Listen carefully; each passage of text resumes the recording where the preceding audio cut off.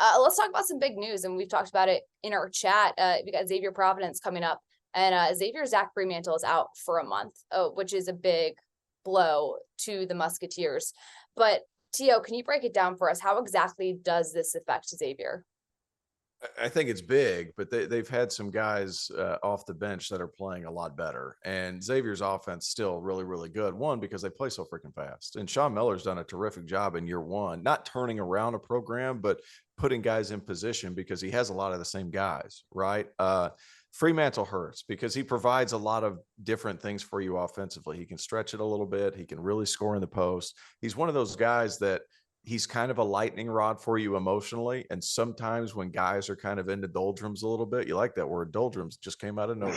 When guys are Can in I the get a doldrums a definition, little, perhaps? now we can look it up later. But the guys are feeling bad. He's a guy that can, spark it up, kind of getting a little bit of a tussle with the other team. He did the whole zip them up thing earlier this season.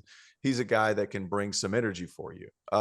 What I will say though, Jerome Hunter has stepped in and played a role for that team at Xavier that is pretty remarkable. But I do think Fremantle's absence is going to hurt, especially when you have to find a way to guard Bryce Hopkins, who is an absolute beast and is so physically strong that he's going to get you in foul trouble.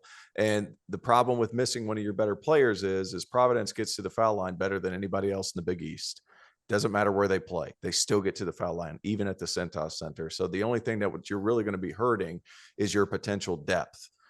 How is that going to work itself out? That's going to be tough. Yeah, I think this is going to be a similar situation how Creighton when they lost Kalkbrenner for a little bit, and they kind of had to figure out how to either play and they're going to have a tough stretch without him because he's kind of the rock down there, kind of a driving force, kind of a name that the name that comes when you think about Xavier. So it's going to be tough for them. But if they can kind of beat the teams they're supposed to beat and compete, I think they'll be fine for a month. He'll be back, and it may affect their seeding, but I like where Xavier is at right now. I mean, they've built a nice resume so far. Mhm. They've lost 2 of 4 down the stretch here. But I mean, look, the Big East, you talk about the Big 12, like the Big East, you got 4 teams there that are really strong that nothing would really surprise you at the end of the day who comes out on top. When they play against Providence, this has been a hot topic that we've been asked tonight. Who you have tomorrow, Providence or Xavier? Tio, start with you. I did say Xavier. I said that during the break, but that was mostly just to pick at Kim Palm as a fraud. I think it's going to be difficult.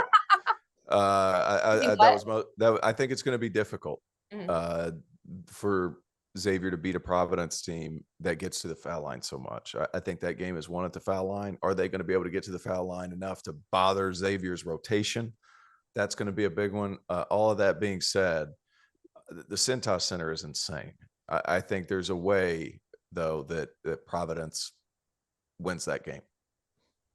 I'm gonna go Providence too. You're missing one of your guys, one of your kind of linchpins of your lineup. And Providence is no slouch, and Providence is scrappy, and they need all the wins they can get. So I'm going Providence. Bryce Hopkins to have a great game. I'm with you on Providence, just because Xavier, at times has struggled to defend. I mean, they're giving up 78 points a game right now. It's last in the Big East. It's going to be interesting to see, though, how they fare without Freemantle. So TBD on that one.